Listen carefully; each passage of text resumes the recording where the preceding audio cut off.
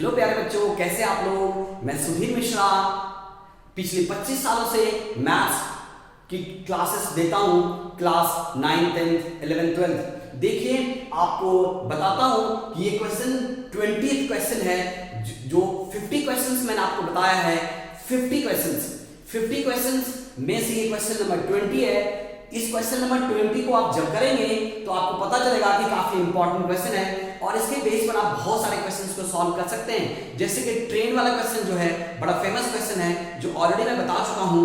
Okay बच्चे, तो चलते हैं, बिना टाइम वेस्ट किए क्वेश्चन को रीड करते हैं। लिखा हुआ है, a motor boat whose speed is 24 kilometre per hour in still water. In still water को आप अंडरलाइन कर दीजिए। Takes 1 hour more to go 32 kilometres upstream, then to return to downstream to the same spot. Find the speed of the stream. जो भी find करना है उसकी value को हम x ले लेते हैं। तो क्या सॉल्यूशन करते हैं और लिखते हैं, let the speed of the stream be x kilometre per hour. Speed of the stream जो पूछा था उसी को हमने क्या किया बेटा, x किलोमीटर पर आवर ले लिया। और मैं आपको बताता हूं कि स्टिल वाटर की स्पीड दे रखी है। स्टिल वाटर में जो आपको मोटर बोट की स्पीड है वो आपको अवेलेबल है कितना, 24 किलोमीटर पर आवर। देखिए, आपको इसमें बड़ा इंपॉर्टेंट बात है, ज्यादातर बच्चे क्या करते हैं, x + 24 और x - 24 कर देते हैं जब अपस्ट्रीम और डाउनस्ट्रीम की बात आएगी। नो, स्टिल वाटर की स्पीड पहले आएगी। मान लीजिए अगर आपको एक हवा की झोंकी आ रही है, ठीक है बच्चे, और उसके अगर हवा की झोंकी जिस डायरेक्शन में आप जा रही है उसी डायरेक्शन में अगर आप साइकिल चला रहे हैं तो आपको थोड़ा सा कम एफर्ट करने की जरूरत है। तो आपकी जो कोई भी, चाहे हवा की झोंकी होगी, मतलब विंड की स्पीड होगी, वो इस विंड की स्पीड आपको पहले काउंट होगी, पहले लिखी जाएगी। तो अगर विंड की स्पीड के साथ आप चलेंगे तो आपकी स्पीड ऑटोमेटिकली इंक्रीज हो जाएगी। तो विंड की स्पीड पर डिपेंड करता है आपकी स्पीड। मींस जो आपको स्टिल वाटर की स्पीड को पहले लिखना पड़ेगा। तो क्या लिखेंगे, स्पीड इन अपस्ट्रीम। अपस्ट्रीम में उसकी मोटर बोट की स्पीड क्या होगी बेटा, वो लिखना है। अपस्ट्रीम में होगी बेटा, जल्दी बताइए, अपस्ट्रीम में क्या होगी, अपस्ट्रीम में स्पीड होगी 24 - x किलोमीटर पर आवर। ठीक है प्यारे बच्चों, और स्पीड इन डाउनस्ट्रीम क्या होगा, that is speed of motor boat in downstream. अगर पूरा लिखेंगे तो स्पीड ऑफ मोटर बोट, ये लिख लीजिए, स्पीड ऑफ मोटर बोट। ठीक है, ओके बच्चे। इन क्या लिखेंगे, इन डाउनस्ट्रीम। डाउनस्ट्रीम में क्या होगा प्यारे बच्चों, जल्दी बताइए, डाउनस्ट्रीम में होगा, जल्दी बताइए, 24 + x किलोमीटर पर आवर। और डिस्टेंस सेम कवर करना है, इसीलिए जब स्पीड अपस्ट्रीम, आपको यहां देना है अपस्ट्रीम,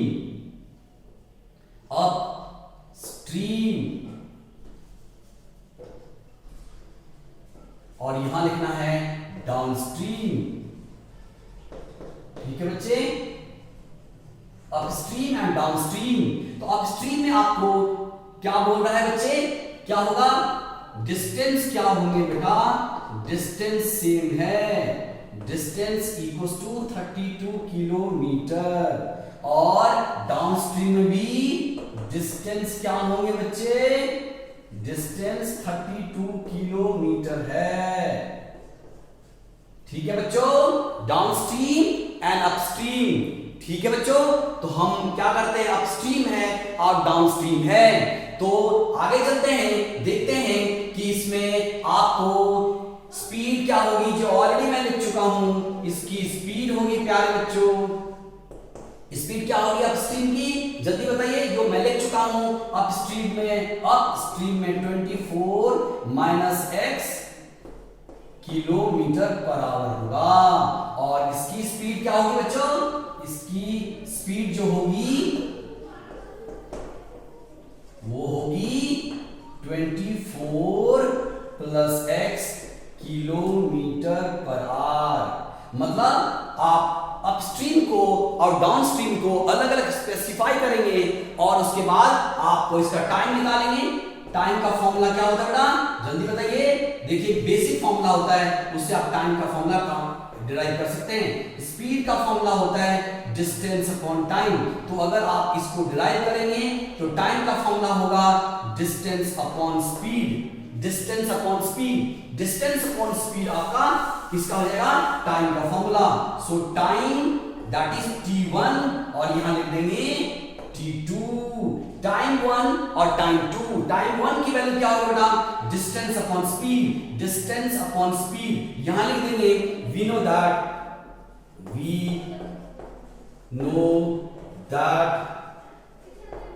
टाइम इक्वल्स टू, जो टाइम होगा, टाइम की वैल्यू क्या होगी बच्चों? Distance upon speed. Distance upon speed होंगे। डिस्टेंस क्या होगा बच्चों? डिस्टेंस आपके पास फिक्स्ड है, that is 32 kilometre. And upstream क्या बच्चों?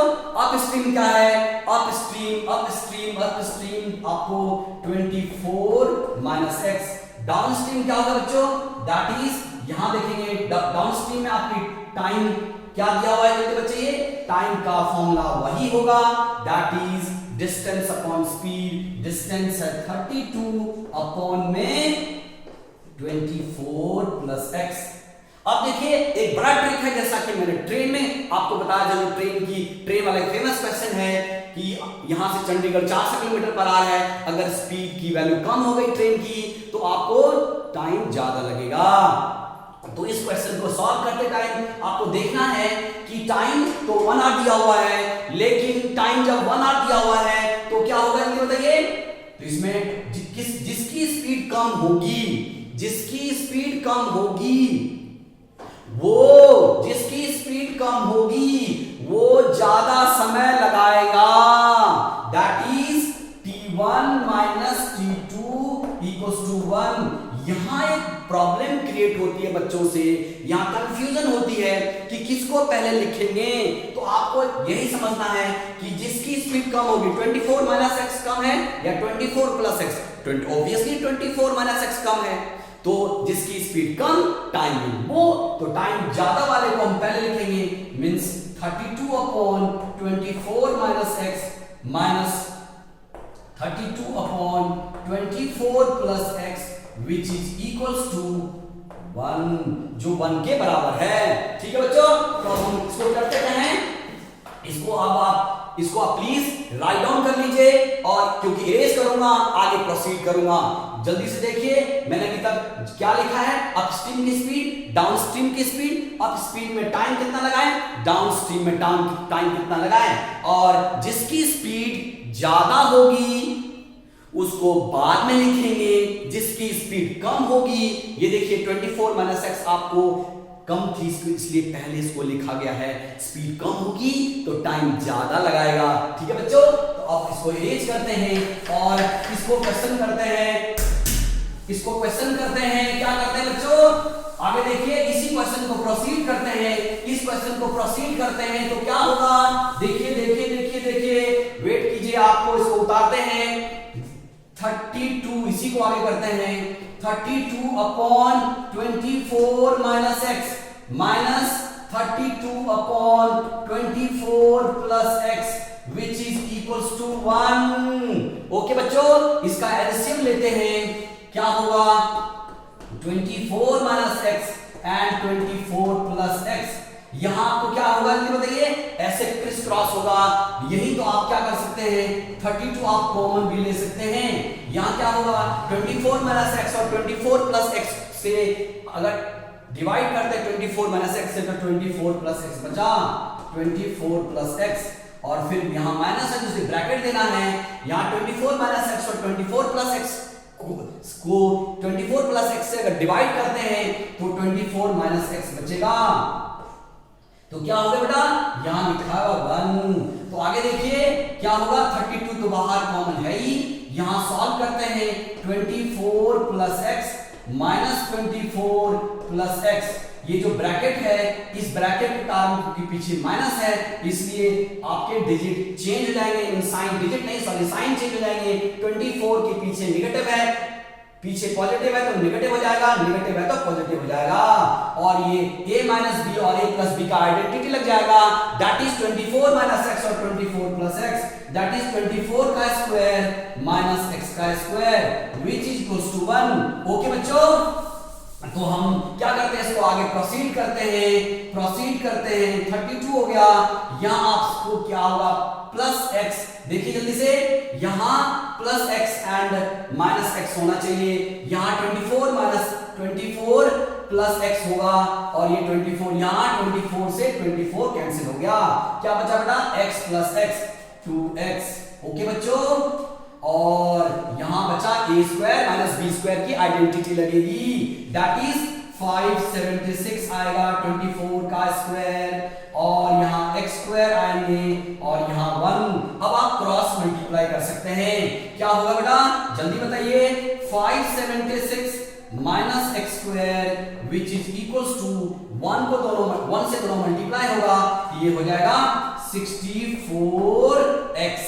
ओके प्यारे बच्चों, तो क्या होगा जल्दी बताइए, माइनस एक्स स्क्वायर, इसको एक साथ ले आते हैं तभी सिंप्लीफाई करेंगे, minus x square minus 64x plus 576 which is equals to 0।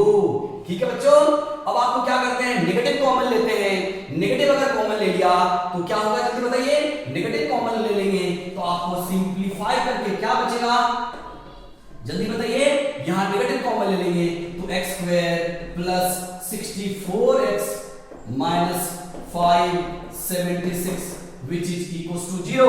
Okay प्यारे बच्चों, जब इसको सॉल्व करते हैं तो सॉल्व करते टाइम क्या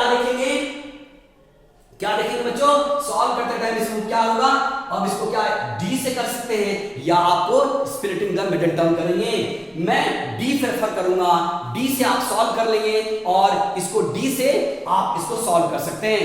देखिए इसमें कुछ भी नहीं है, जो आप इसमें से ये तो आपको नॉर्मल फॉर्मूला में कन्वर्ट हो गया, इसे d से सॉल्व कर लीजिए और d से जो d लगा दीजिए या फैक्टर मेथड लगा दीजिए, आपका क्वेश्चन का आंसर आ जाएगा। ठीक है प्यारे बच्चों, आई होप देखिए इतना तो आप कर ही सकते हैं, d से सॉल्व कर लीजिए। थैंक यू प्यारे बच्चों, बाय।